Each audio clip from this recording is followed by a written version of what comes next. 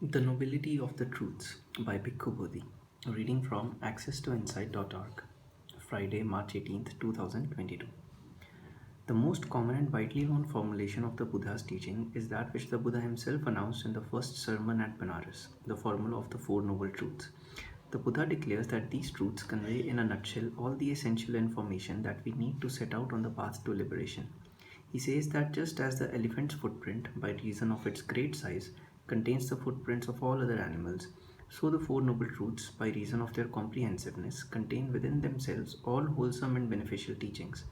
However, while many expositors of Buddhism have devoted attention to explaining the actual content of the Four Truths, only rarely is any consideration given to the reason why they are designated Noble Truths. Yet it is just this descriptive word noble that reveals to us why the Buddha chose to cast his teaching into this specific format. And it is this same term that allows us to experience, even from afar, the unique flavor that pervades the entire doctrine and discipline of the Enlightened One. The word noble or Arya is used by the Buddha to designate a particular type of person, the type of person which it is the aim of his teaching to create. In the discourses, the Buddha classifies human beings into two broad categories. On one side, there are the Puthujanas, the worldlings, those belonging to the multitude, whose eyes are still covered with the dust of defilements and delusion. On the other side, there are the Aryans, the noble ones, the spiritual elite, who obtain this status not from birth, social station, or ecclesiastical authority, but from their inward nobility of character. These two general types are not separated from each other by an impassable chasm, each confined to a tightly sealed compartment. A series of gradations can be discerned rising up from the darkest level of the blind worldling, trapped in the dungeon of egotism and self assertion, through the stage of the virtuous worldling in whom the seeds of wisdom are beginning to sprout, and further through the intermediate stages of noble disciples to the perfected individual at the apex of the entire scale of human development.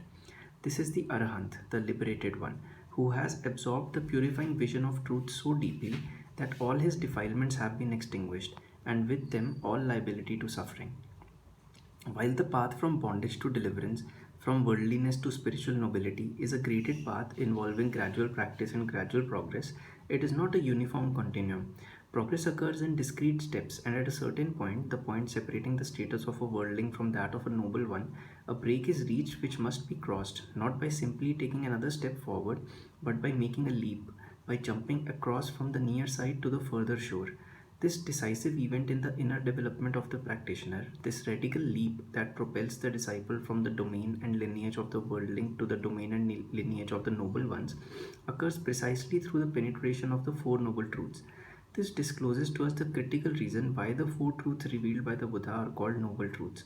They are noble truths because when we have penetrated them through to the core, when we have grasped their real import and implications, we cast off the status of the worldling and acquire the status of a noble one, drawn out from the faceless crowd into the community of the Blessed One's disciples, united by a unique and unshakable vision.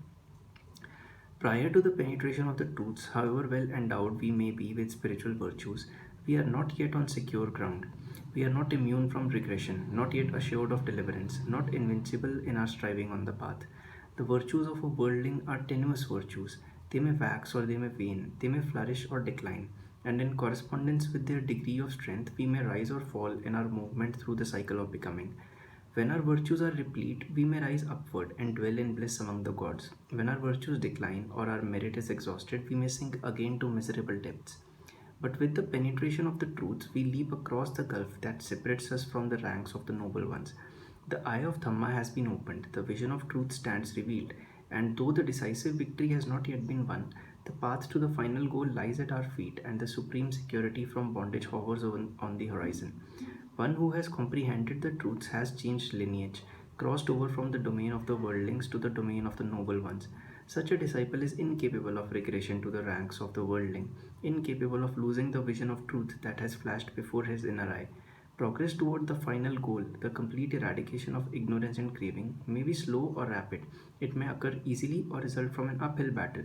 But however long it may take, with whatever degree of facility one may advance, one thing is certain.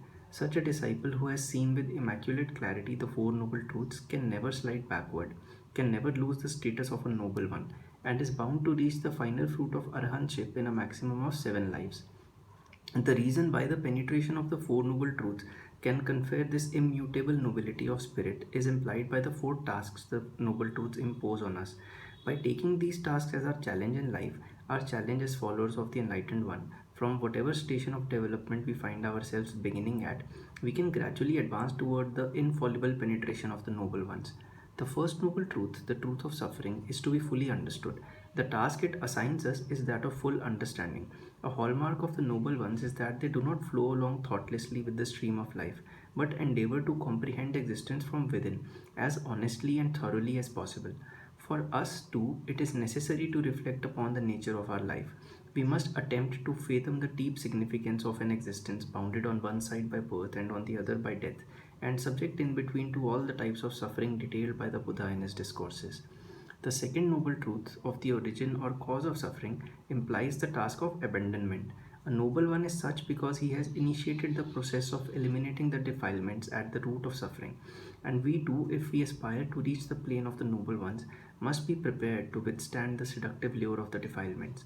While the eradication of craving can come only with the supramundane realizations, even in the mundane course of our daily life, we can learn to restrain the coarser manifestation of defilements, and by keen self observation, can gradually loosen their grip upon our hearts. The third noble truth, the cessation of suffering, implies the task of realization. Although Nibbana, the extinction of suffering, can only be personally realized by the noble ones, the confidence we place in the Dhamma as our guideline to life shows us what we should select as our final aspiration, as our ultimate ground of value. Once we have grasped the fact that all conditioned things in the world, being impermanent and insubstantial, can never give us total satisfaction, we can then lift our aim to the unconditioned element, Nibbana the deathless, and make that aspiration the pole around which we order our everyday choices and concerns. Finally, the fourth noble truth, the Noble Eightfold Path, assigns us the task of development.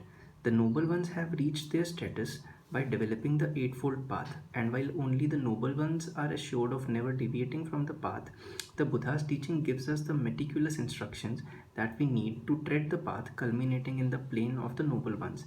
This is the path that gives birth to vision, that gives birth to knowledge, that leads to higher comprehension, enlightenment, and nibbana, the crowning attainment of nobility.